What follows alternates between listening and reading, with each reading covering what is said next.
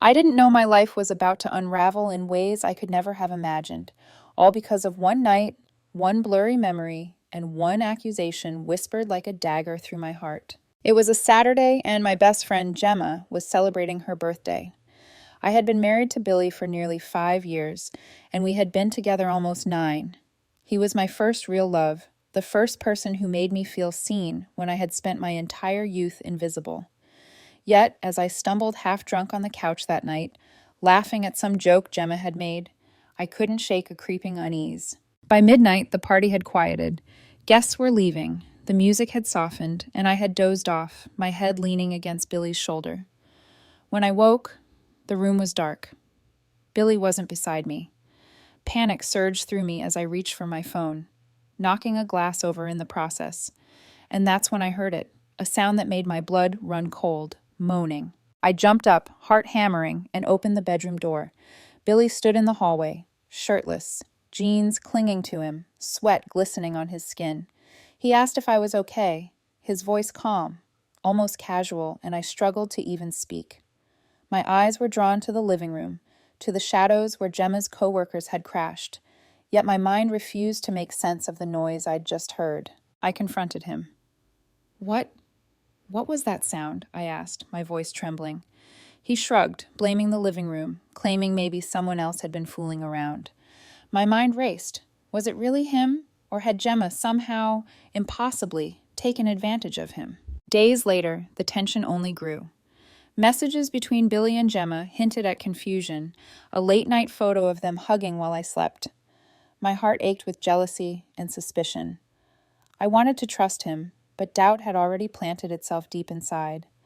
When Gemma finally confessed, her words felt like poison dripping into my chest. She said Billy had taken advantage of her while she was drunk. She claimed it haunted her, and she couldn't keep it inside any longer. Everything I had believed about my marriage, my friendship, and myself collapsed in that instant. I didn't know what to feel first: rage, betrayal, confusion, or sorrow. My hands shook, my mind screamed for answers. And in the quiet of that morning, as sunlight filtered into the apartment, I realized nothing would ever be the same. I had to choose: trust the man I had loved for nearly a decade, or believe the person I had called my closest friend. I was 29 when this all happened, but for most of my life, I had felt invisible. I grew up overweight, awkward, and painfully shy. I never went to prom, never got asked out, and spent most of my teenage years hiding behind books or long hours in the library. College wasn't much different. I buried myself in my studies, keeping to myself, while Gemma, my best friend since sophomore year, blossomed into the life of every party. She was tall, effortlessly beautiful, and magnetic. Men seemed drawn to her like moths to a flame. And then there was Billy. We met through a mutual friend at a small gathering, the kind where everyone knows everyone else's business and no one really notices me. But he did. Billy didn't glance past me or offer the polite nod most men gave. He laughed at my jokes, asked about my interests, and later told me he liked how genuine I was compared to other women he had dated. At the time, he was a little out of shape himself, soft around the middle, but it didn't matter. We were comfortable. We spent nights ordering pizza, watching movies, and laughing until our cheeks hurt. When we officially started dating, I felt a sense of belonging I had never known. He was patient with me, kind, and surprisingly attentive to small details. The way I held my coffee cup, the music I hummed when I was nervous. He treated me like I mattered. That mattered more than anything. For the first time, I didn't feel like I had to shrink myself to be loved. For years, things were perfect in their simplicity, but 3 years ago, Billy decided to get serious about his health. He started going to the gym regularly, changing his diet, and shedding about 40 pounds. He looked different, more confident, more put together. And suddenly, women noticed him. I saw them at parties, glances lingering a little too long, smiles aimed at him that didn't exist before. I tried not to think about it. I tried to remind myself that we had something deeper, something strong enough to withstand attention from others. But the gap between him and me grew in ways I couldn't ignore. I started dieting here and there, trying to change myself, but nothing stuck. A quiet fear took root. What if he left me for someone who looked the way I wished I could? Gemma had always been part of the picture. We met in college, and she had been my anchor, even when I felt awkward or left out. She had dated freely, bounced from one boyfriend to the next, and always seemed to have fun without consequences. I admired her for that. She had supported me when I was hurting, reminded me that I deserved love, and even encouraged me when I doubted myself. But as Billy became fitter, I noticed subtle comments Gemma made on my weight, my appearance, and the ways I should take care of myself for Billy. I brushed them off at first, telling myself she meant well. But her words lingered in my mind longer than I realized. Billy and I were happy, but I was quietly insecure. I kept my fears to myself, hoping I could control them. I never wanted to seem needy or paranoid. Yet every compliment Gemma gave him, every lingering look from other women, chipped away at the calm I had built around our relationship. These insecurities, though small at first, would become the threads that the coming storm would pull apart. Around 8 months ago, something shifted. It was subtle at first, almost imperceptible, but I began noticing a tension in the way Billy interacted with Gemma. One evening, we hosted a small dinner party at our apartment. Gemma was there, vibrant as always, laughing a little too loudly at his jokes, brushing against his arm in ways that made my stomach tighten. At the time, I didn't know how to process it. Was I imagining things? Or was my long-standing insecurity finally surfacing in response to real signals? Later that night, after the last guest had left, Billy pulled me aside. His voice was calm but serious.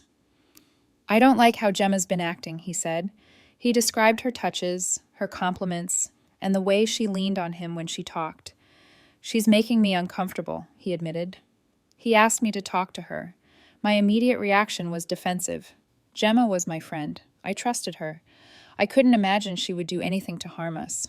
I told Billy he was overreacting, that she was just being friendly, and that maybe he was reading too much into it. But his unease lingered in the air like a shadow I couldn't shake. A few days later, I called Gemma, hoping to clear the air. Her reaction shocked me.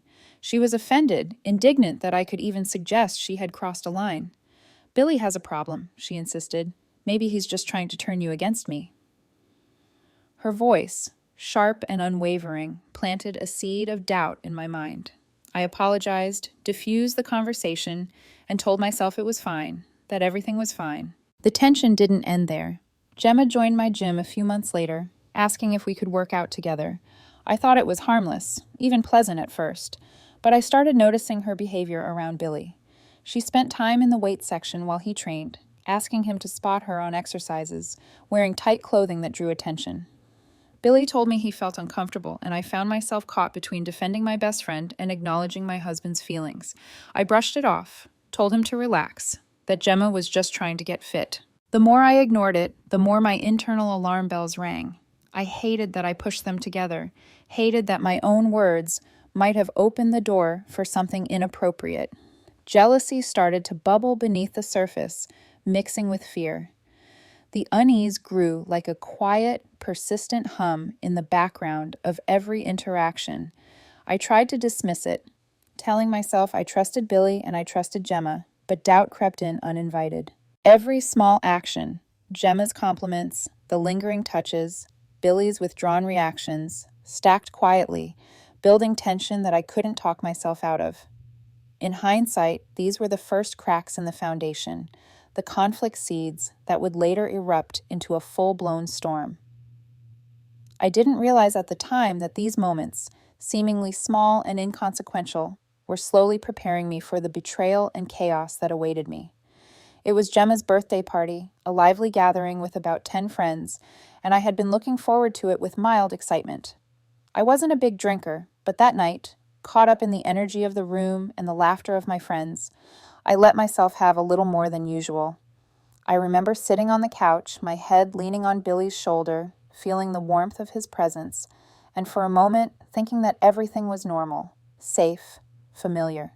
But around midnight, the first uneasy sensation crept in. Billy wasn't sitting beside me anymore. I blinked, trying to focus through the haze of alcohol, and realized he was gone. My heart thudded as I staggered to my feet. The room was dim, shadows stretching across furniture. Then I heard it, a sound that made every nerve in my body stand on edge. Moaning, faint but unmistakable. I froze, my stomach twisting. I stumbled toward the source, knocking over a small lamp. The light flickered across the hallway just as Billy emerged, shirtless, jeans clinging to his frame, sweat glistening on his chest. He looked startled, then concerned. "Are you okay?" he asked, his voice calm, almost soothing, but it only made my fear sharper. I couldn't comprehend what I was seeing. My mind tried to rationalize, was this really happening? Was it Gemma? Or was my imagination playing tricks in the dark? I demanded answers, my words trembling, spilling out in a rush. "Where were you? Why are you shirtless? What's going on?" Billy ran a hand through his hair, clearly uncomfortable. "I was hot," he said. "The heater was on too high. My shirt's in the room."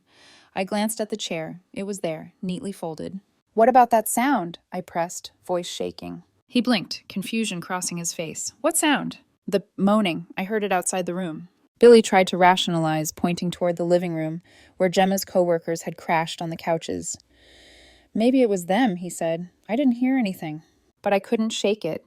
My mind raced with scenarios, worst-case visions spiraling uncontrollably. My heart ached with disbelief and jealousy all at once. Every instinct screamed that something had happened, yet a part of me wanted desperately to trust him. The next morning was worse. I crept down the hall, sleep-heavy and uncertain, drawn toward Gemma's room. The door was ajar, a sliver of light spilling out. I pushed it gently and froze. She was there, in bed, alone, naked. My stomach lurched, my head spun. I felt a wave of nausea, fear, and anger all at once. I returned to the guest room, unable to sleep, replaying every detail in my head. The moaning, the hallway, Billy's sweaty torso, Gemma's vulnerability, the photo from earlier in the night. I wanted to believe nothing had happened, but every instinct told me otherwise. By mid-morning, I confronted Billy. I showed him what I had seen. I described the noises, the hallway, Gemma's room. He became defensive, raising his voice. "I can't believe you think I'd do this," he said. "She was drunk. I told you this months ago. She makes me uncomfortable. Why would you believe her over me?" The air between us thickened with tension. I didn't know who to believe anymore. My mind was a storm of confusion, betrayal, and heartbreak. I wanted to trust him, but my own eyes and fears screamed betrayal. That night, I sat in silence, heart pounding, shaking from the intensity of the moment. For the first time in our marriage, I realized how fragile our trust really was. Everything I thought I knew about my husband, about my best friend, about myself, was suddenly in question. I had to make sense of it all, to confront both of them, to understand the truth before the storm completely consumed us. And in that instant, I knew nothing would ever be the same. The morning after that night, I sat in the quiet of our apartment, heart still hammering, trying to make sense of everything I had seen. Sunlight streamed through the blinds, warm and indifferent, as if nothing of consequence had happened. But I couldn't shake the weight in my chest. My hands trembled, my throat was tight, and every memory of Billy and Gemma at the party clashed violently with what I wanted to believe. I replayed the scene again and again. The hallway. Billy shirtless, sweaty, his face so calm it felt like a lie. The faint moaning. Gemma in her bed, nude and oblivious to me standing at the door. I felt betrayed, not just by what may or may not have happened, but by the way my own mind seemed to turn against me. My trust in Billy, built over nearly a decade, wavered like a candle in a storm. Every instinct told me he was innocent, yet every shred of doubt screamed the opposite. I thought about Gemma, my friend since college. How could someone I had loved like a sister betray me this way, or even make me think she could? She had always been my confidant, my cheerleader, my partner in laughter and heartbreak. And now she was tangled in my deepest fears, wrapped up in a moment that might ruin everything. I tried talking to Billy again. I recounted what I had heard, what I had seen, the photo, the hallway, the moaning. He grew defensive. His voice rose, firm and insistent. "I don't know why you're doing this to me. You're letting Gemma's drunkenness and your insecurities destroy us," he said. I felt my chest tighten. I wanted to shout, to storm out, to cling to him, to hit him, all at once. I sat there, trembling, and asked myself the question I had been avoiding for weeks. Had I ignored the warning signs? The party months ago when Billy told me he felt uncomfortable, Gemma's flirtations at the gym, the lingering touches I had brushed off as friendly. All those moments that seemed small at the time now felt like pieces of a puzzle I had refused to see. Was I complicit in letting this happen? Was my own naivety and insecurity opening a door I didn't even know existed? I wanted to scream at Gemma, to demand answers, but a part of me feared the truth. I wanted to confront Billy, to shake him, to demand the truth, but another part of me wanted to hide, curl into myself, and pretend none of it mattered. My emotions swirled: anger at Gemma, fear of Billy's potential betrayal, shame at my own inability to trust, grief for the innocence I had lost. Hours passed. I didn't sleep. I paced the apartment, running through every possible scenario in my head. I imagined confronting Gemma, demanding she explain herself. I imagined Billy admitting guilt, or denying everything, or telling me I had misunderstood. I imagined our marriage unraveling entirely, or worse, being permanently tainted by doubt that could never fully heal. By the time evening fell, I realized I had to act. I couldn't continue in this limbo, suspended between suspicion and trust. I needed answers. I needed to face both of them, not with accusations or anger, but with the clarity of someone who had been blindsided, someone who had been hurt, and someone who deserved the truth. And so, with a trembling hand and a heart full of fear and resolve, I began preparing myself for a confrontation I had dreaded, but knew was inevitable.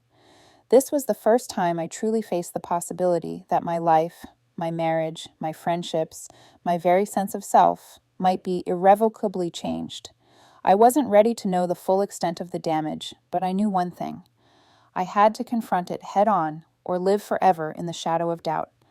The days that followed were a whirlwind of confusion, suspicion, and emotional chaos. What started as a single night of doubt had begun to ripple outward, pulling in everyone around me. My mind replayed the events on loop, but now the world outside my apartment seemed to mirror the tension inside. Friends picking sides, family weighing in, whispers of gossip, and the constant gnaw of uncertainty that left me sleepless and exhausted. Billy decided to stay at his parents' house for a week. He said he needed to clear his head, to think, and that he couldn't bear being around me if I didn't trust him. I remember the way the apartment felt empty after he left. Silent, but oppressive. Every chair, every corner, seemed to echo with the events of the birthday party. I found myself pacing from the living room to the kitchen, clutching my phone, rereading messages between him and Gemma, trying to reconcile his calm, sober demeanor with the story she had told me. The cognitive dissonance made my chest ache and my head throb. Then came Gemma. She called relentlessly at first, alternating between pleading and defiance. Her voice over the phone was sharp, high-pitched with panic and frustration. "You're insane. I was drunk. You're twisting everything," she insisted. I listened, heart hammering, feeling both a need to scream at her and a desire to understand. But I had begun to see cracks in her story, inconsistencies that had been invisible before the haze of friendship and trust. My own friends began to notice my distress. Some were sympathetic to Billy, believing his version of events, while others suggested caution. "Maybe she's lying," one friend said quietly. "You need to be careful not to let Gemma manipulate you." That seed of doubt, once small and ignorable, began to grow into a sturdy, unrelenting vine, twisting through every thought I had about that night. Meanwhile, my jealousy and insecurity had sharpened. I remembered the flirtations at the gym, the touches, the compliments I had dismissed. Billy had told me months ago that Gemma made him uncomfortable, and yet I had pushed him to be nice, insisting he wasn't reading the situation correctly. Now, in hindsight, my own choices felt like a betrayal, not just of myself, but of the husband I had trusted implicitly. I could see how my inaction had perhaps enabled her behavior. That realization burned, a mixture of shame and fear, and added to the pressure mounting in my chest. Then came the messages, late-night texts from Gemma, odd Facebook messages with photos of her and Billy hugging at 2 a.m, the timestamp a cruel reminder that while I slept, she orchestrated a version of events that painted him as complicit. My fingers shook as I scrolled through, searching desperately for a clue, a misstep, anything to confirm or disprove what I feared.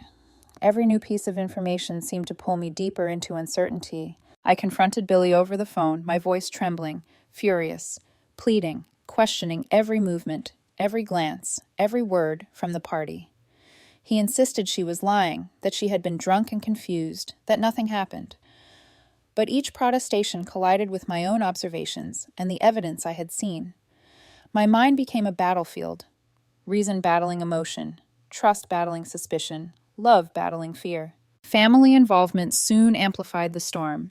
My mother called to check on me, her voice gentle but probing.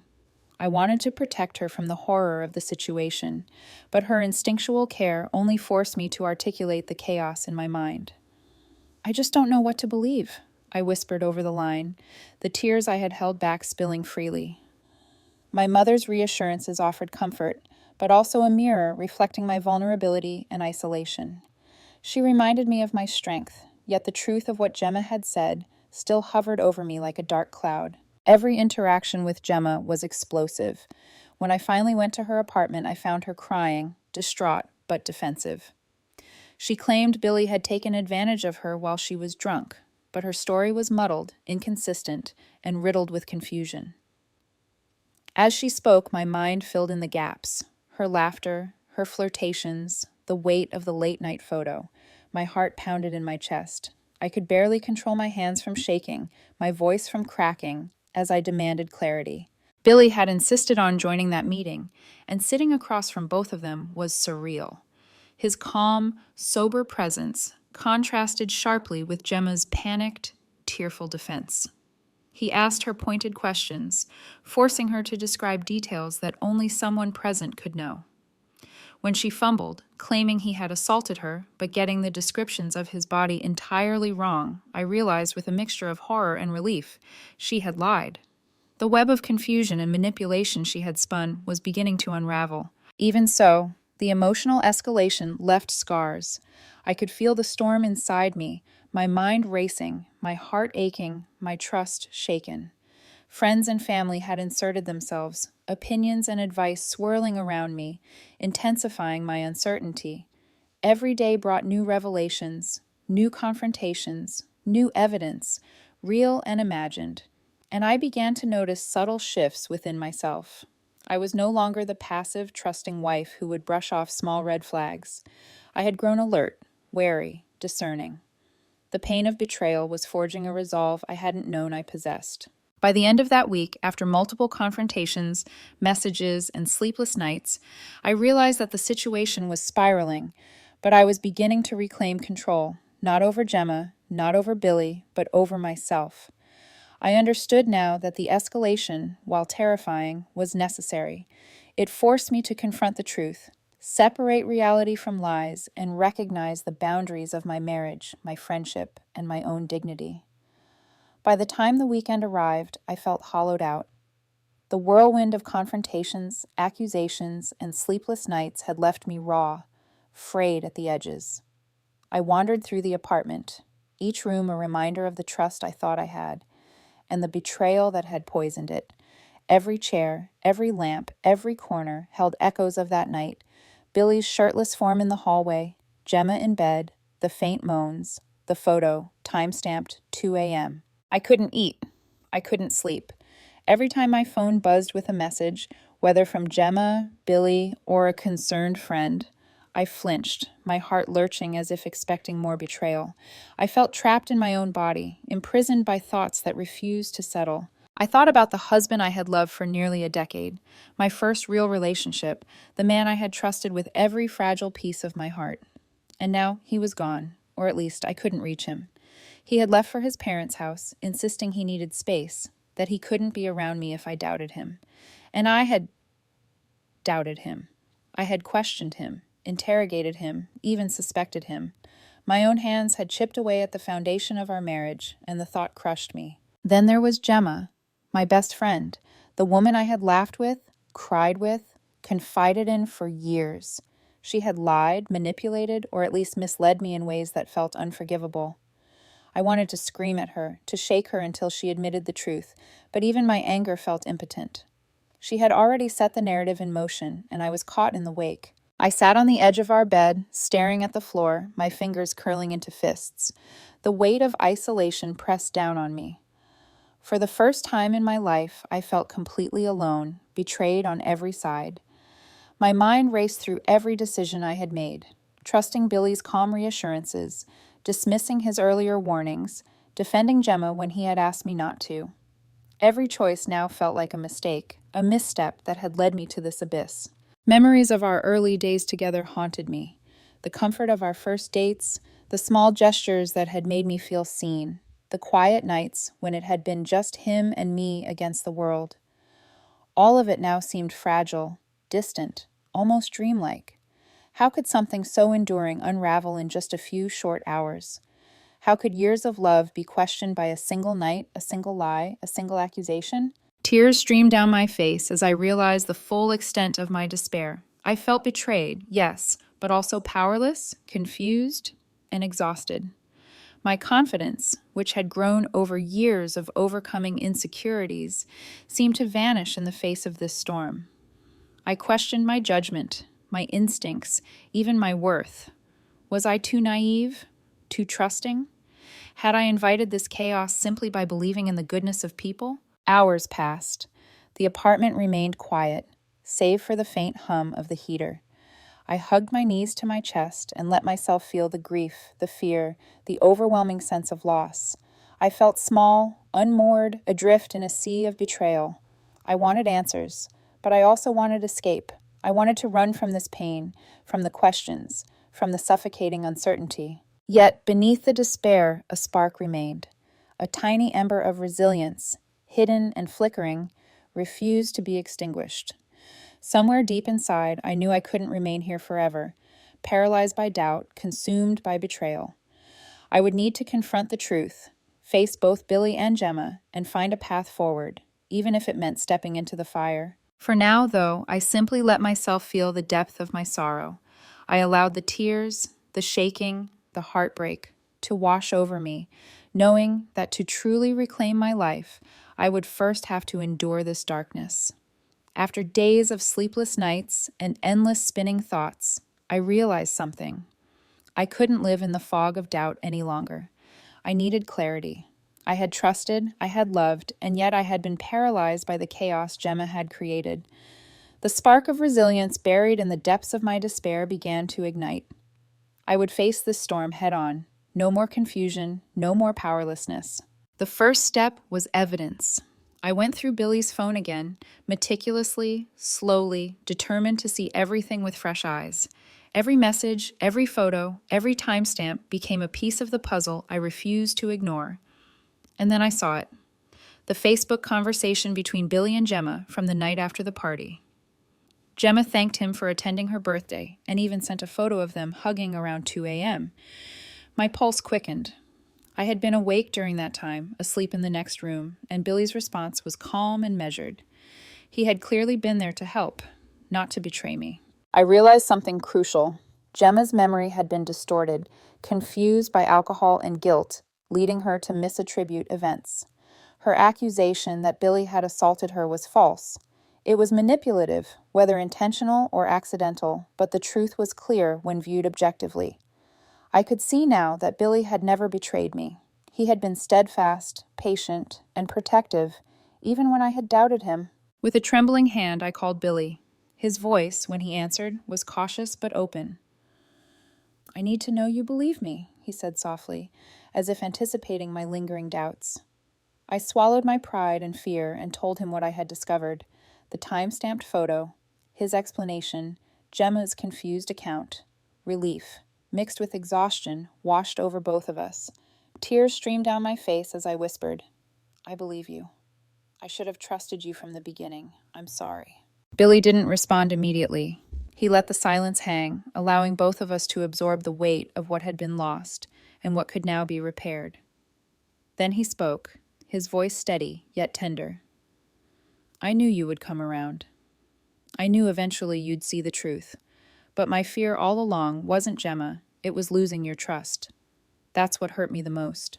We sat together, recounting every detail of that night. He explained how he had carried me to the guest room when I fell asleep, how he had ensured everyone else was taken care of, and how Gemma had truly been intoxicated and confused. Piece by piece, the truth rebuilt itself, clearing away the haze of suspicion and manipulation. In the days that followed, I met with Gemma, not in anger, but in confrontation. Sitting across from her at a coffee shop, I demanded clarity. Her tears were genuine, her voice shaky, but she admitted her confusion, her guilt, and her mistakes. She had misremembered events, and in her panic, she had accused Billy falsely. I listened, acknowledging her apology, but I drew a clear line. Our friendship could continue, but only under strict boundaries. She would not step into our home uninvited, nor would she attempt to manipulate emotions or test the trust between my husband and me. In reclaiming the truth, I also reclaimed myself. I realized that my insecurities, while natural, had been amplified by Gemma's behavior. I understood that I could no longer allow fear and jealousies to undermine the foundation of my marriage. My resolve strengthened. I would choose Billy, the man who had been unwavering even when I doubted him, over any outside influence, no matter how close the person had once been. By the end of the week, a new sense of balance settled over me. The storm had passed, leaving behind clarity, perspective, and a renewed commitment to my marriage. I knew the scars of suspicion wouldn't disappear overnight, but I also knew that I had grown stronger, wiser, and more resilient. The power to protect my heart and my relationship was mine to wield. In the days following the confrontation, a quiet sense of order began to settle over my life. The chaos that had dominated the past weeks, the accusations, the sleepless nights, the spiraling doubts, finally gave way to clarity and consequence. Gemma, once my closest confidant, was no longer a shadow over our marriage. She had apologized, admitted her mistakes, and accepted the boundaries I had set. She understood, finally, that the trust she had shaken could not be manipulated back into place with words alone. The fallout extended beyond Gemma. I began to notice subtle shifts in the way our friends and acquaintances interacted with us. Those who had initially doubted Billy, siding with Gemma's frantic accusations, started to realize that the story had more complexity than they had imagined. Their tone changed when they spoke to me. A quiet acknowledgement of the truth replaced earlier assumptions. The rumors that had once threatened to spiral out of control slowly dissipated, as fact replaced fear, and evidence silenced speculation. Billy, meanwhile, was finally able to breathe.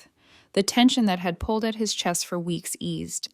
He no longer needed to defend himself at every turn, no longer felt that creeping fear that I might succumb again to doubt.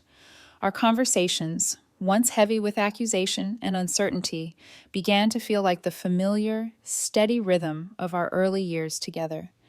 We laughed again, quietly, sometimes with relief, sometimes with a shared memory of how close we had come to losing one another. I noticed something remarkable in myself during this period. The trauma of doubt and betrayal had revealed a strength I hadn't fully recognized. I had confronted the storm, demanded truth, and refused to be manipulated by fear or guilt. I had exercised my agency in its purest form, not through retaliation, not through anger, but through discernment, resilience, and principled action. Gemma's deceit, while painful, had illuminated my boundaries, sharpened my instincts, and affirmed the importance of trusting my own judgment. I also took deliberate steps to protect our marriage moving forward. Gemma was no longer allowed in our home uninvited. Gym interactions were managed carefully, avoiding situations that could tempt misinterpretation. And most importantly, I communicated openly with Billy, sharing my fears without letting them fester into jealousy or suspicion. The balance of transparency and trust became the foundation for a stronger, more resilient partnership. Gemma's social circle, too, adjusted. The co-worker involved, once a peripheral figure, eventually drifted from her life, leaving her isolated in the wake of her choices. Her attempts to stir doubt or create drama lost traction. Without allies to validate her version of events, she became quietly accountable to reality. It was not punishment I sought. It was consequence. Truth, evidence, and boundaries were all that was necessary. In our home, the air felt lighter. I could sit beside Billy without the weight of suspicion pressing on my chest. I could laugh freely, hold his hand without fear, and let the ordinary moments, cooking together, watching movies, sharing quiet evenings, rebuild the intimacy that had been threatened. There was no revenge, no public shaming, no spectacle. The fallout had been internal, personal, and just. Gemma faced the truth of her own misjudgment, our marriage survived, and I regained the confidence in myself to never allow such manipulation to take root again. I realized that in choosing to trust Billy, in asserting my boundaries with Gemma, and in refusing to be passive in the face of betrayal, I had reclaimed something far more valuable than peace between two people. I had reclaimed my dignity, my voice, and my power to define the relationships in my life. The storm had passed, and I stood firm, resilient, and unshaken, not because the world had bent in my favor, but because I had chosen to stand for myself. Months have passed since the storm, yet the lessons linger like an indelible imprint on my heart. I've rebuilt my life, not because the chaos around me disappeared, but because I chose to stand firm in my truth. Billy and I are stronger now, not perfect, but real, honest, and resilient. I learned that trust is fragile, but it can be repaired when rooted in evidence, communication, and unwavering commitment. I also learned that boundaries are sacred. Gemma remains in my life in a limited capacity as someone I can acknowledge and interact with without compromising my peace. I no longer let her actions, or anyone else's, dictate my emotional state. I understand now that loyalty is not about blind belief. It is about discernment, courage, and knowing when to stand up for yourself, even when your heart trembles. This experience forced me to confront insecurities I had carried for years, the lingering fears of inadequacy, of being overlooked, of not being enough. I realized that these fears had amplified the drama, made me susceptible to doubt, and threatened my marriage. By facing the situation directly, by demanding clarity, I reclaimed my sense of self. I am no longer the passive, anxious version of myself who bends at the slightest hint of conflict. I am strong, decisive, and capable of protecting both my heart and my happiness. Life has a way of testing us. It will confront you with lies, misunderstandings, betrayals, and challenges that seem insurmountable. But it also presents the opportunity to rise, to reclaim your power, and to choose who you allow in your life and how you respond to adversity. I chose Billy. I chose truth over manipulation, commitment over fear, and love over doubt. I will always choose what aligns with my values and my heart. As I sit now, holding his hand on our couch, I feel a profound sense of peace. Not because the past was easy, not because the scars have vanished, but because I faced it fully and emerged intact. And for anyone watching this, remember, trust yourself, demand honesty, set boundaries, and never let fear or insecurity rob you of the life you deserve. Pain may test you, but resilience defines you.